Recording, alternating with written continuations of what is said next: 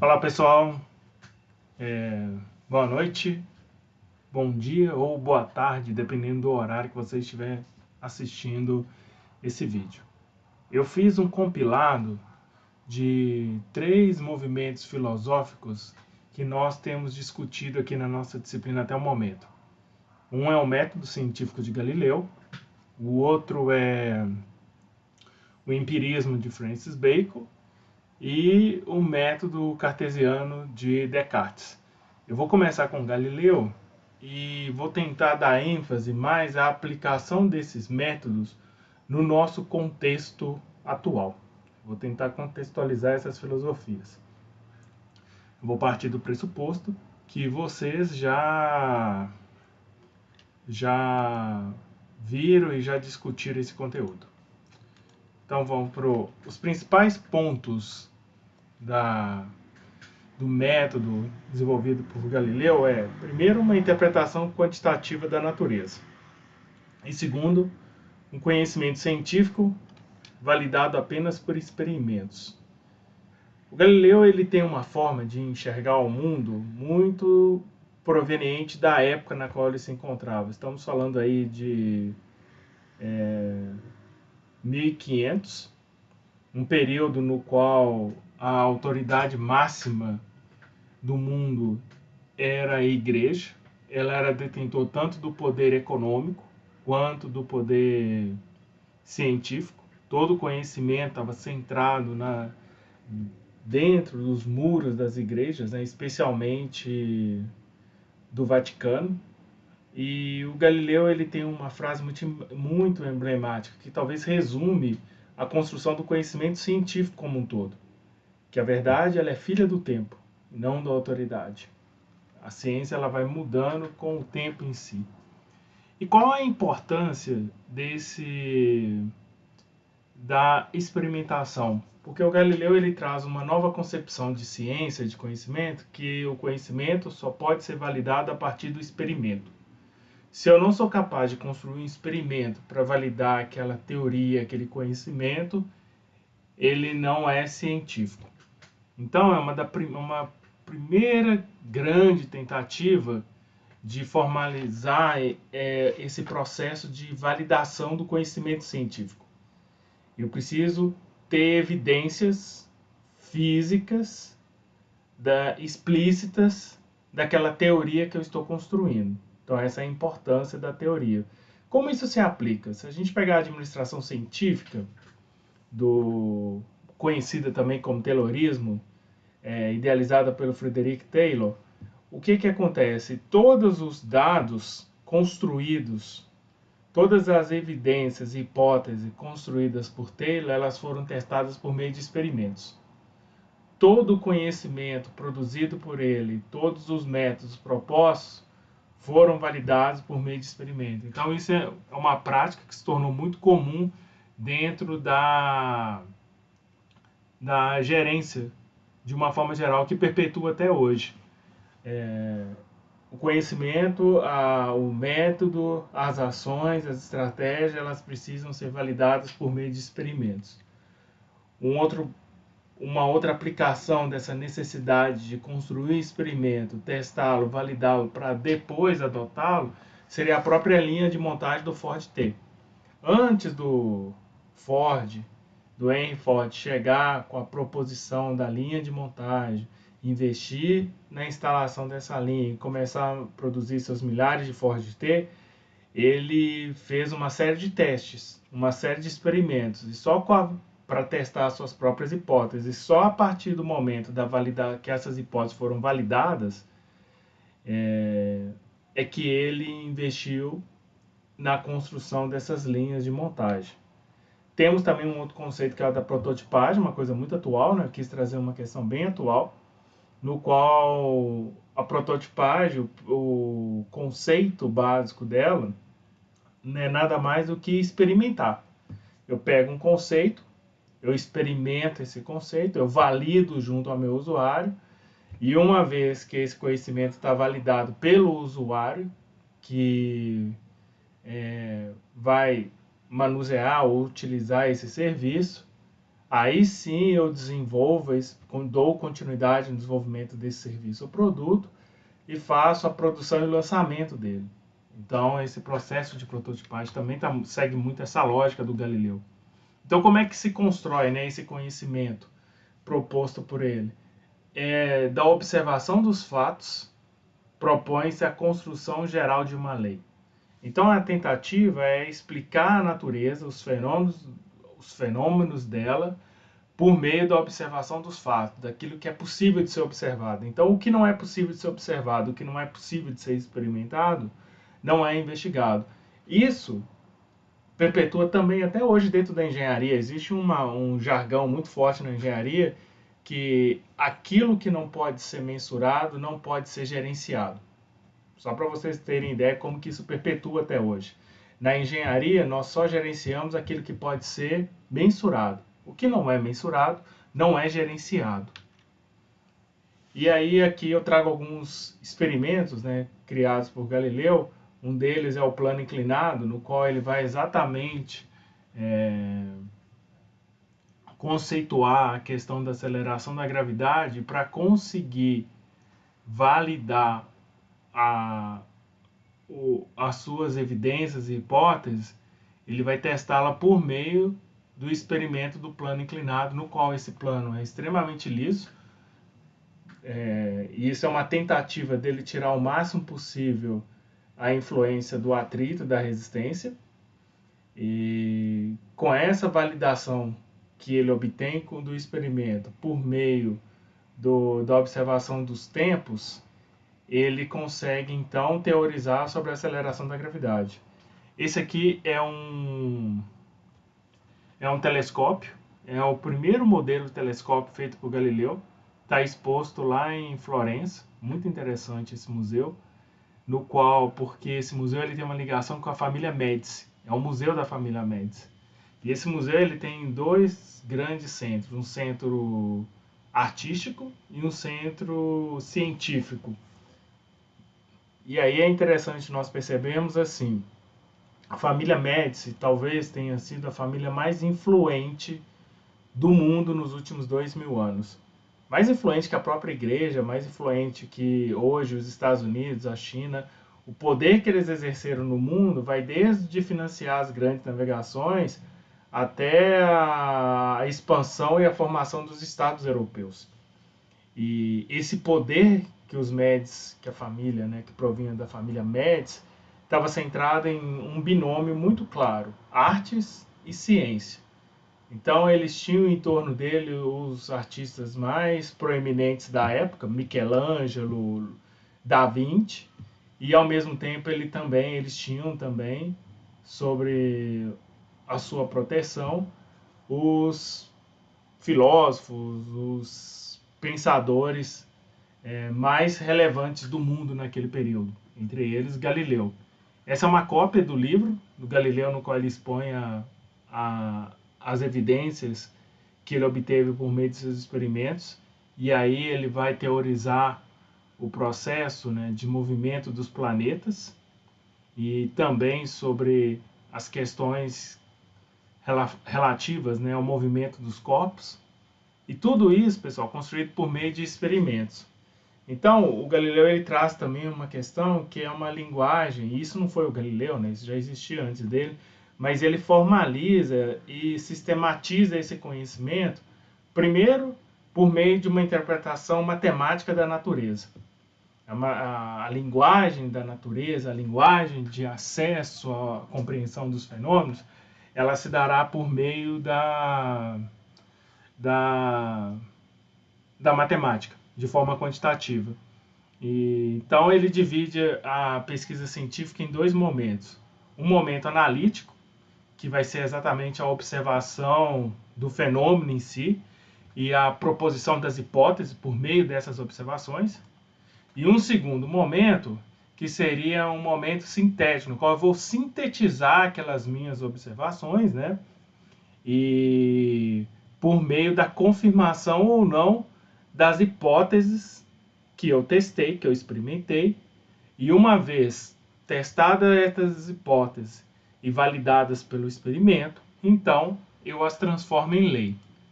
Essa é uma forma clássica de criação de conhecimento.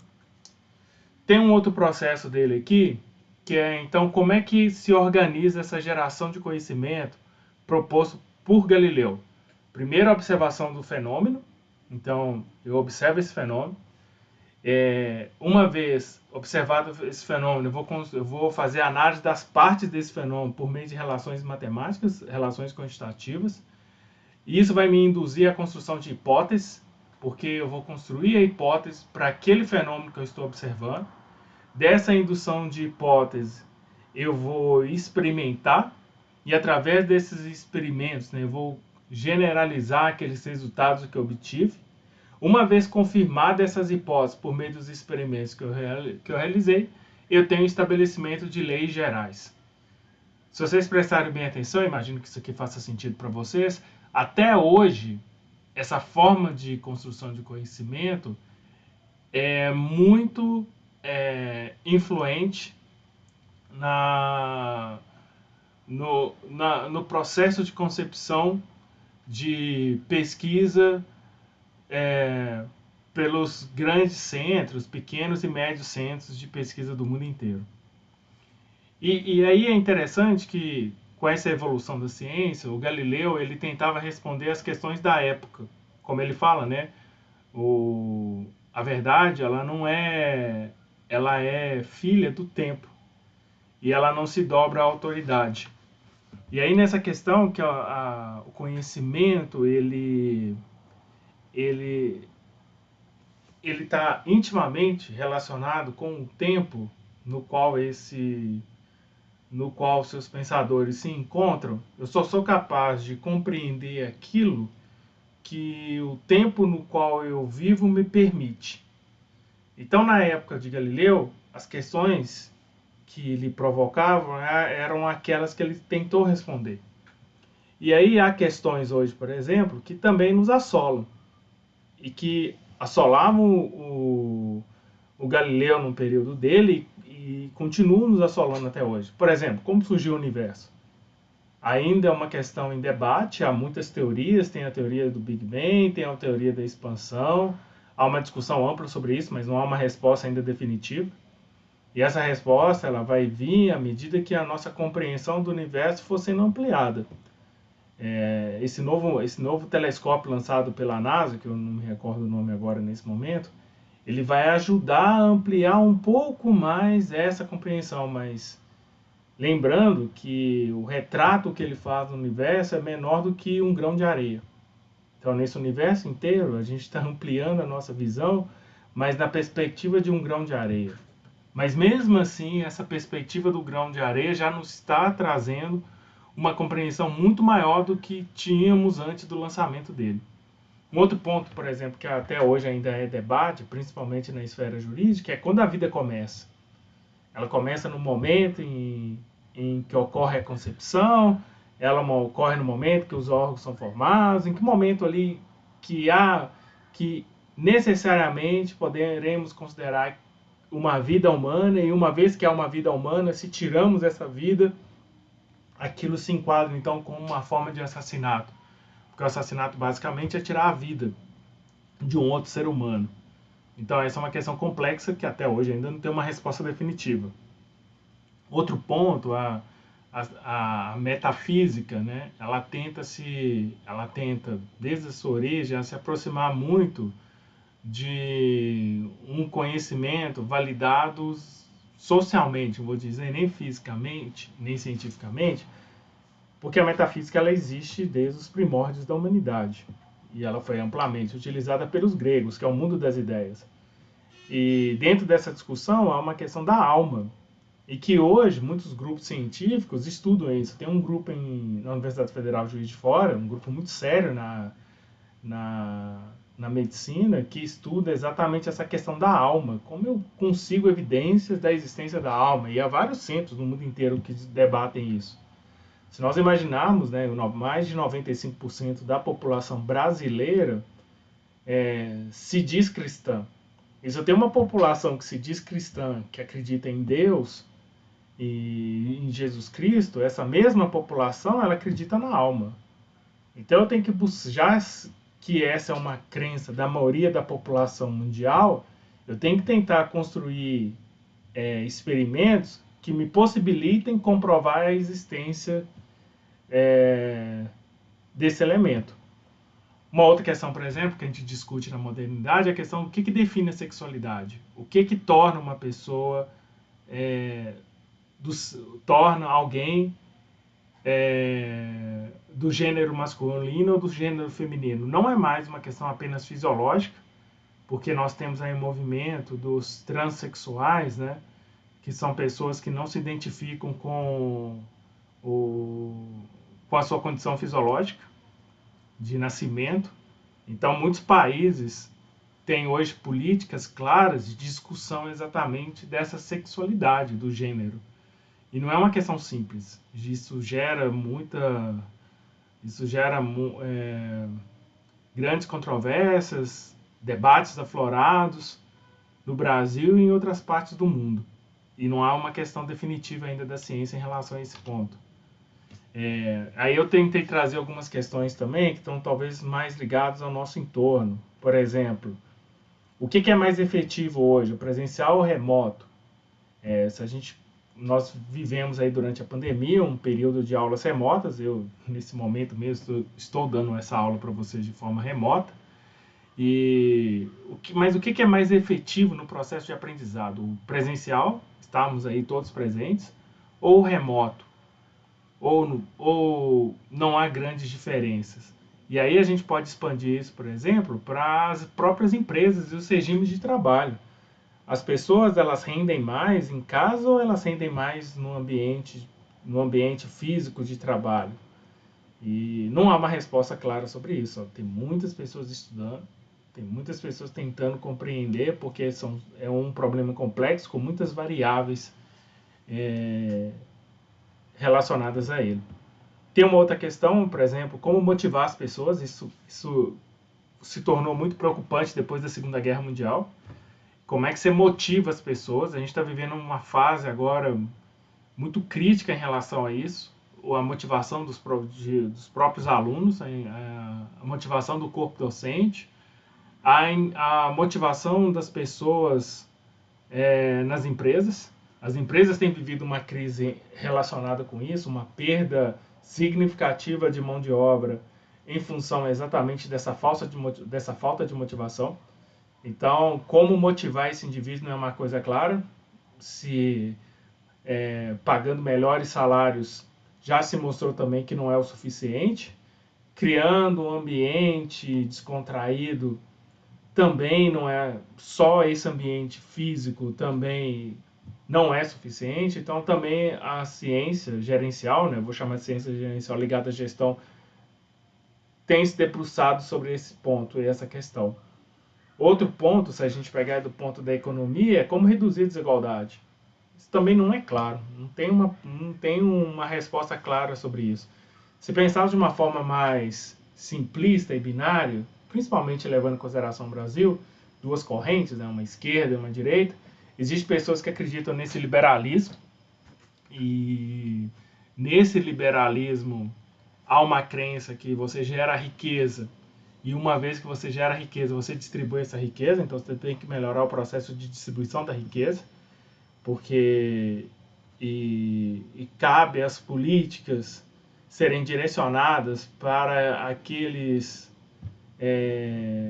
gatilhos que são geradores de riqueza serem privilegiados, porque uma vez que eles tiverem os recursos e as políticas adequadas, eles vão ser capazes de gerar um grande volume de riqueza. Existe um outro movimento que fala que essa riqueza ela não é distribuída, ela é concentrada. Uma vez que eu gero essa riqueza, e essa riqueza desproporcional, concentrada em um grupo muito pequeno de população, esse grupo não é capaz, por si só, de distribuir essa riqueza. Então, antes de gerar essa riqueza, eu preciso construir políticas claras de equiparidade social. O que seria basicamente isso? Construir um sistema que possibilitam o máximo de pessoas terem condições parecidas e acesso, e acesso às oportunidades. Como eu disse, nenhum dos modelos é muito claro. Os dois modelos têm as suas hipóteses, têm as suas evidências e estão em teste no mundo inteiro. Os dois modelos têm testes,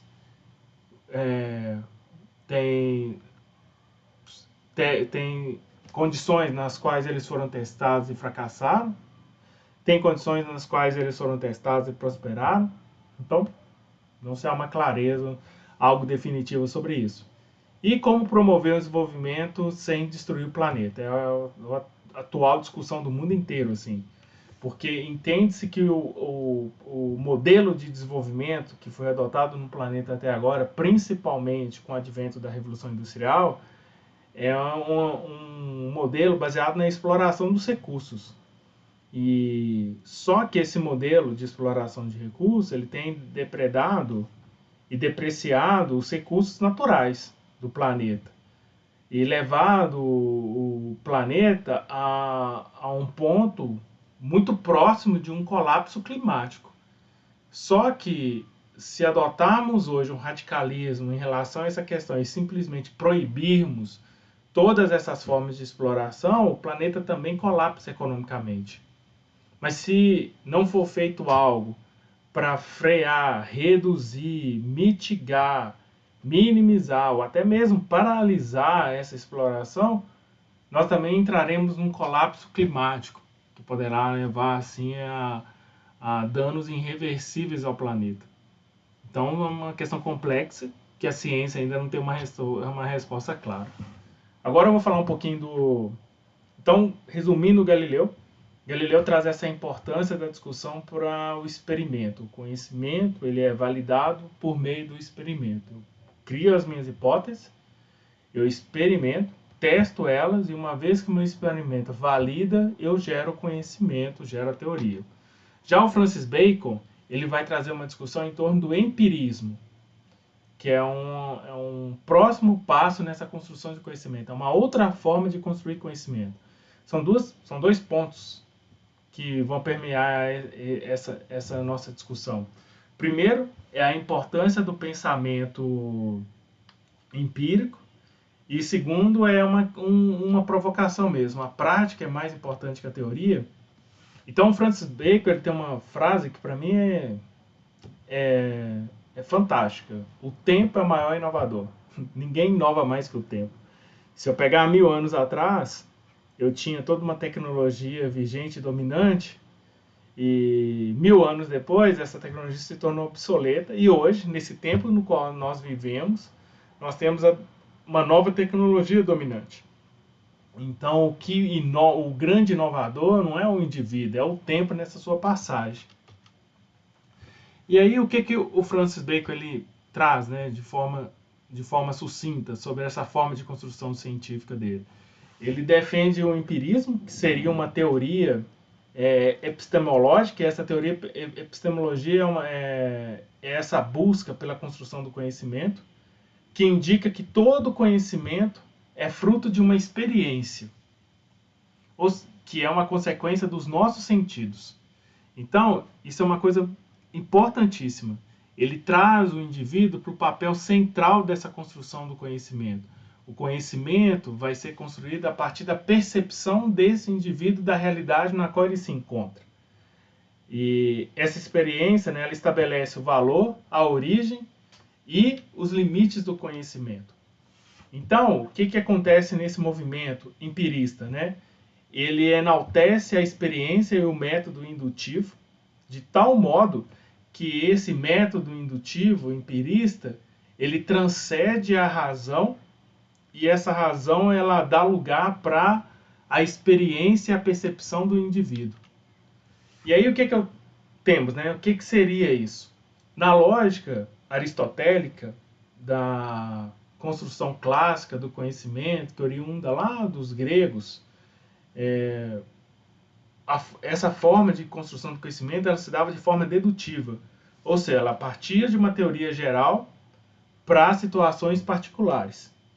Então eu tinha a teoria da gravidade, E eu testava essa teoria da gravidade em situações específicas. Por exemplo, a queda de um corpo dentro da água, a queda de um corpo na superfície da Lua. Eu testava essa teoria geral da aceleração da gravidade em casos particulares, em situações particulares. Já o Francis Bacon, ele propõe um método de construção do conhecimento a partir da indução.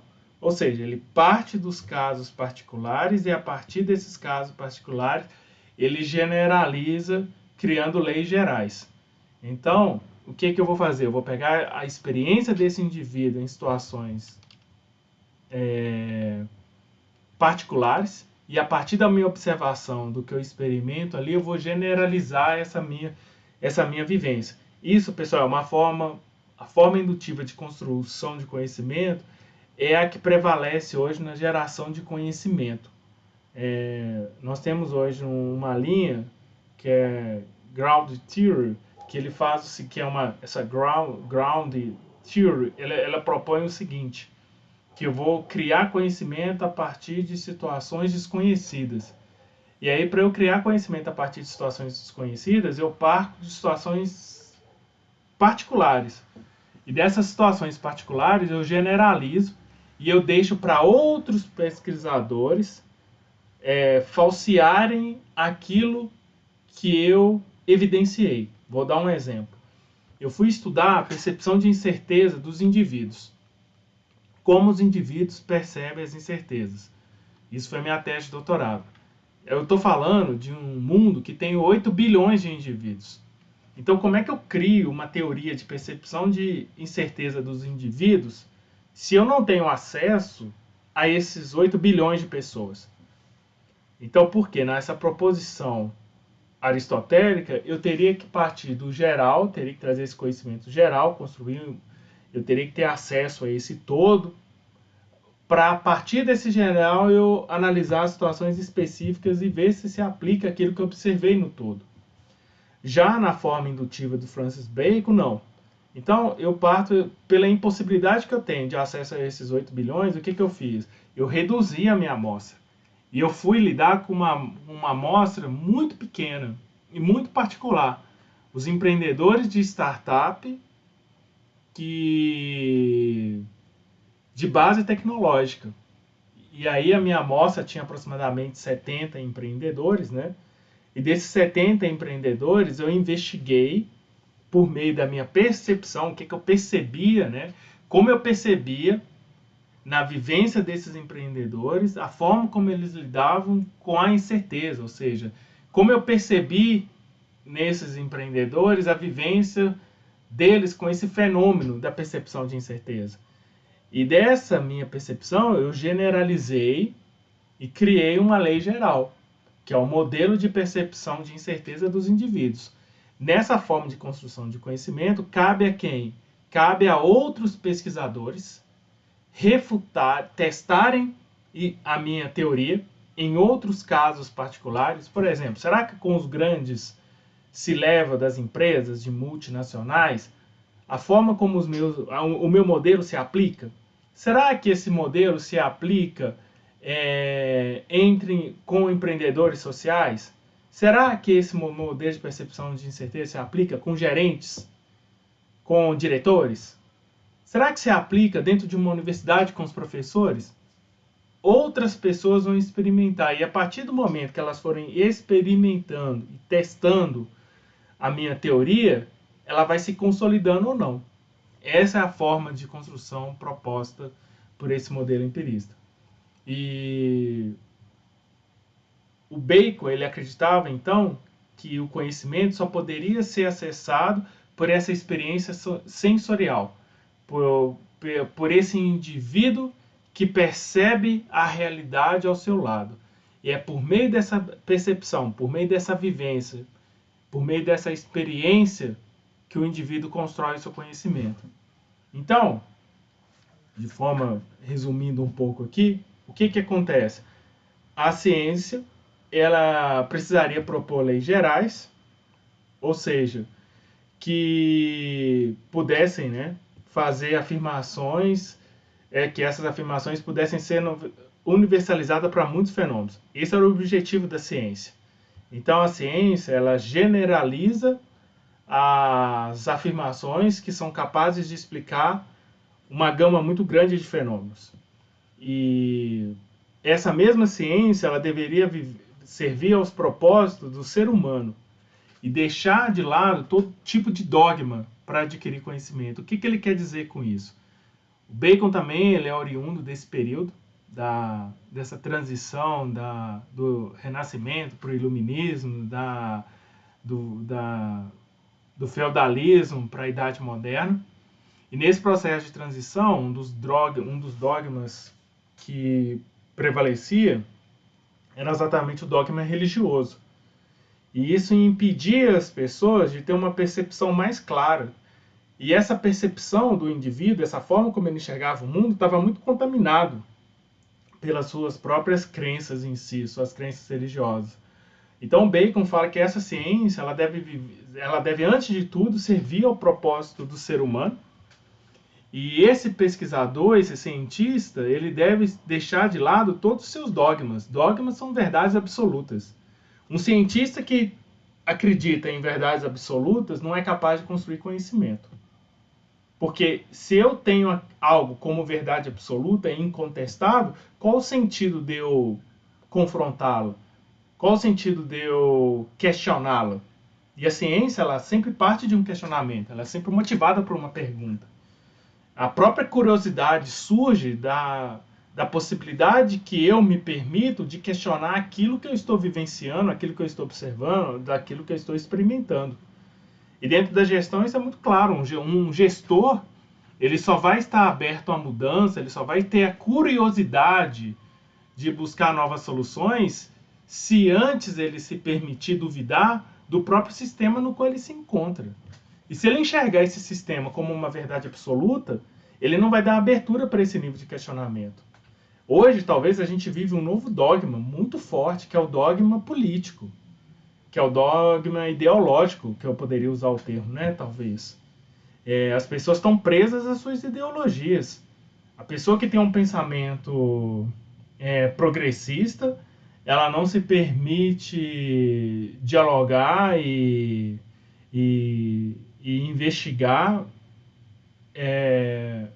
questões ligadas ao espectro conservador, e do mesmo modo a pessoa conservadora não se permite questionar e ter contato com o conhecimento progressista, e aí vai os liberais, vai os democratas. As pessoas estão muito presas dentro desse dogma, e isso tem sido intensificado fortemente pelas bolhas. E uma vez que ficamos presos dentro desses dogmas, a nossa capacidade de geração de conhecimento diminui drasticamente. Por isso que cada vez vivemos problemas mais complexos, temos uma tecnologia, talvez toda geração, né? É a geração que tem acesso à maior tecnologia de comunicação da história, porque existiram outras grandes tecnologias em outras civilizações. Por exemplo, não é a nossa civilização que teve a maior tecnologia de navegação. Apesar dos nossos navios hoje serem muito bons, serem melhores do que... Mas a capacidade de navegação de outras civilizações, como a portuguesa, a espanhola, durante as grandes descobertas, não é tão inferior à nossa capacidade de navegação hoje, mesmo com toda a restrição de tecnologia que eles tinham. Porque hoje a gente tem os satélites, né? Hoje a gente tem GPS, e mesmo assim eles conseguiam vencer as adversidades emergentes dos oceanos. Então, a nossa geração ela tem uma tecnologia, acesso a uma tecnologia de comunicação sem precedentes. Mas não estamos conseguindo gerar o conhecimento necessário porque estamos presos dessas bolhas geradas e intensificadas por essa mesma tecnologia de comunicação. Então a ciência, né, ela iria propor essas leis gerais e para isso ela vai partir de observações dos casos particulares, e dessa observação dos casos particulares formular leis gerais. Então o Bacon ele tem isso muito forte dele, que a ciência ela tem essa finalidade, né? Este fim de servir à humanidade. E essa conquista do conhecimento, essa obtenção do conhecimento, ela é a única forma dos indivíduos progredirem e alcançarem um desenvolvimento sem precedentes. Nós só conseguimos progredir, nós só conseguimos avançar por meio da obtenção desse conhecimento científico. Então ele entende que a única forma da humanidade resolver suas grandes questões, e uma vez resolvendo essas grandes questões, progredir, é por meio desse conhecimento científico. E resumindo então, o Bacon ele traz essa questão o processo de geração de conhecimento dele é constituído dessas 5 fases. A primeira, a experimentação, que é a realização de experimentos sobre o problema e para que se possa, né, observar, registrar de forma sistemática as observações coletadas. Então é esse indivíduo que vai experimentar, viver esse experimento, essa experiência, e vai registrá-lo. E parte desse registro vai ser pela sua própria percepção e seus sentidos. Uma vez experimentado, ele vai formular suas hipóteses. E a formulação dessa hipótese vai emergir exatamente da análise dos resultados experimentais. Então, o que ele diz aqui não é a experiência pela experiência. Essa experiência ela precisa ser analítica. Ela precisa ser uma experiência reflexiva. Não adianta nada eu ir lá vivenciar algo se eu não, paralelamente a essa minha vivência, essa minha experiência, eu também se eu também não tiver um mecanismo de análise reflexiva sobre aquilo que eu estou experimentando. Então vai emergir dessas minhas análises hipóteses, né, que tem como objetivo explicar as causas daquele fenômeno que eu estou observando. Eu vou repetir esse experimento em outros locais e situações e por outros cientistas, com a finalidade, né, de validar se o contexto, se o ambiente, se alguma variável interfere ou não no resultado obtido. E nisso eu vou promover então um teste das hipóteses com uma nova repetição experimental. Eu vou testar essa minha hipótese por meio de um novo experimento. E uma vez que eu só vou ser capaz de confirmar essa hipótese e validá-la dependendo da quantidade de evidências favoráveis que eu tiver. Passado por todo esse processo, então eu tenho a generalização. Eu consigo generalizar esse fenômeno. Então, por meio de uma análise de uma situação particular, eu consigo construir leis gerais que explicam fenômenos semelhantes àqueles que eu observei. Essa forma de construção de conhecimento, pessoal, que é uma forma indutiva, ela é muito aplicada nos nossos dias atuais. Ela é uma base da construção do conhecimento científico moderno. E aqui eu trouxe alguns exemplos, né, do nosso contexto, de como que esse empirismo hoje ele se torna muito presente. Os processos trainees, para vocês terem uma ideia, eu peguei esse da Ambev de 2022. E aí, na descrição da formação, vinha assim: ser graduado entre dezembro de 2019 e dezembro de 2022 em curso de bacharel, licenciatura ou tecnólogo. Quando eu vejo isso me leva exatamente a imaginar que a Ambev é uma empresa que prioriza essa construção de conhecimento empirista. Por quê? Ela não faz discriminação da formação do seu corpo de trainees. É uma empresa notoriamente de tecnologia e logística. É uma empresa de engenharia, porque a Ambev tem várias unidades industriais. E quando ela coloca isso, ela está me falando assim, não importa a sua formação. ela não se preocupa com a sua formação, porque ela acredita que a única coisa que você precisa é ter o grau superior. E mesmo assim, esse grau superior ele não precisa ser nem um bacharel, ele não precisa ser nem licenciatura ou bacharelado, ele pode ser um tecnólogo. E ela acredita nisso porque ela valoriza o conhecimento empírico que esse trainee vai construir dentro da própria empresa. Ou seja, todo o conhecimento que grande parte, né, desse conhecimento, não vou usar o todo porque eu não estaria sendo justo e honesto intelectualmente, mas grande parte do conhecimento necessário para se trabalhar na Ambev, você vai construir por meio da sua atividade profissional, por meio do exercício da sua atividade profissional. E ela precisa que você tenha essa formação superior quase que para você ter desenvolvido antes um processo próprio e disciplinado de obtenção de conhecimento. Ou seja, um autodidatismo, porque lá dentro você que vai ter que correr atrás para preencher as lacunas de conhecimento que você vier a ter no exercício da sua atividade. Isso para mim é uma forma empírica de entender os problemas que estão relacionados ao âmbito dessa empresa. E eu não vejo isso de forma positiva, porque para mim, na verdade, me parece muito estranho isso. Pode, no primeiro momento, parecer muito inclusivo, mas uma empresa que não se preocupa com a formação, ela está invalidando o conhecimento teórico que esse aluno construiu ao longo de toda a sua formação. Que não importa se ele é um engenheiro de produção, se ele é um engenheiro de controle de automação, se ele é um advogado, se ele é um biólogo, para sentar naquela cadeira de trainee, ele só precisa ter uma formação superior ou tecnóloga. Então, isso é uma consequência que vivemos hoje nos nossos dias atuais. Um outro exemplo dessa questão empírica, para vocês terem ideia, que é uma forma de valorizar a construção do conhecimento a partir da experimentação, a partir da experiência.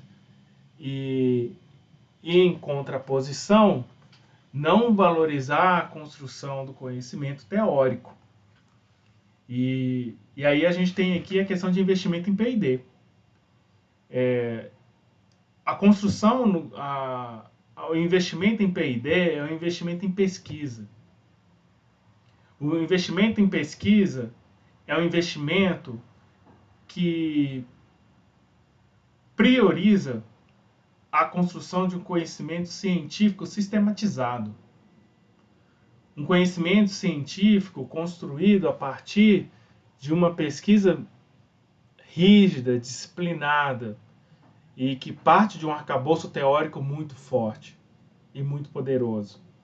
E se nós observarmos aqui, eu vou pegar o Brasil hoje ele investe em média 1,26 do seu PIB, isso em 2018. E aí a gente olha para a Europa, olha para a União Europeia, olha para o Canadá, olha para a América do Norte, parece que, olha para os Estados Unidos, parece que não é muito, sabe? Parece que nós não estamos muito atrás. Mas quando se fala em PIB, 1%, 0,5% de PIB é muita coisa. A gente está falando aí do Brasil, vamos falar aí talvez 3 trilhões, se eu não estiver enganado. Vou deixar em 1 trilhão. 1 trilhão, 1% de 1 trilhão, pra vocês terem ideia, 100 bilhões é 10%. 100 bilhões é 10%. A gente está falando de 1% que é 10 bilhões. 10 bilhões é muita coisa para se investir só em pesquisa. Só em pesquisa. As empresas brasileiras não conseguem chegar a isso. E nesse número aí de P&D entra tudo no Brasil. Entra instituto de pesquisa, entra pagamento de bolsa, entra muitos ativos de universidade. E o que de fato é gasto com pesquisa, se eu colocar em porcentagem desse 100%, né, do que se tem investido em pesquisa, não chega a 15, 10%, pessoal, para vocês terem ideia. A lógica do rateio desse dinheiro no Brasil é muito ruim. Porque com esse dinheiro a gente paga, por exemplo, as licenças de patente. E nesses outros países do mundo, por exemplo, igual aos Estados Unidos, isso é um outro custo. Lá, esse dinheiro ele tem que ser totalmente direcionado para a pesquisa. Ele não pode ter esses outros desvios, como acontece, por exemplo, no Brasil. Mas por que no Brasil, de uma forma geral, as próprias empresas também não investem em P&D? Por causa disso aqui. Se eu não me preocupo com a formação de quem está entrando dentro da empresa, como que e para se conseguir fazer P&D você precisa de uma formação sólida e consistente? Você precisa ter doutores e mestres para poder realizar pesquisa? E eu não consigo, por exemplo, na indústria farmacêutica, para um laboratório de pesquisa, contratar um tecnólogo em logística, contratar alguém, alguém formado em letras, alguém formado em economia doméstica, para fazer pesquisa aplicada. Alguém formado na própria engenharia de produção em si. O que eu, engenheiro de produção, vou fazer dentro de um laboratório de pesquisa avançada? Eu vou entrar lá na parte de gestão, mas não vou entrar lá na parte necessariamente de pesquisa e geração de conhecimento. Então, o nosso país, de uma forma geral, ele valoriza muito essa construção empírica. Pessoal, eu vou parar aqui para a nossa primeira parte da aula e a gente continua para a segunda parte com René Descartes. Até daqui a pouco.